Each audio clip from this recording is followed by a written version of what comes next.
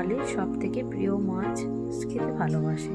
সেই মাছের মধ্যে পাবদার রেসিপি দেখাচ্ছি। সর্ষে, পোস্ত, আদা, লঙ্কা, জিরে দিয়ে রান্নাটা শিলে বেটে নিলাম।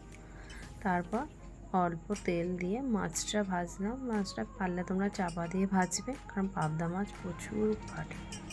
তা ভেজে নিয়ে কড়াইয়ে তেল, কাঁচা লঙ্কা ছোট্ট ছোট্ট কুচি, পেঁয়াজ কুচি দিয়ে অল্প দিয়ে এদিক ওদিক করে বেটে রাখা আদার, সর্ষে, পোস্ত বান্নাটা দিলাম। লঙ্কার গুঁড়ো, অল্প কাশ্মীরি লঙ্কার হলুদ গুঁড়ো দিয়ে মশলাটা, নুন দিলাম, দিয়ে ভালো করে কষিয়ে দিয়ে পরিমাণ মতো জল দিয়ে মাছগুলো দিয়ে দেবে। একটু পরিমাণ সামান্য চিনি দেবে, আর নামাবার আগে একটু টক দই ফাটিয়ে দিয়ে টক দই দিয়ে দেবে। খুব সুন্দর খেতে হবে। এইভাবে বানাবে, গরম ভাত, এক থালা ভাত খাওয়া যাবে। গরম ভাত।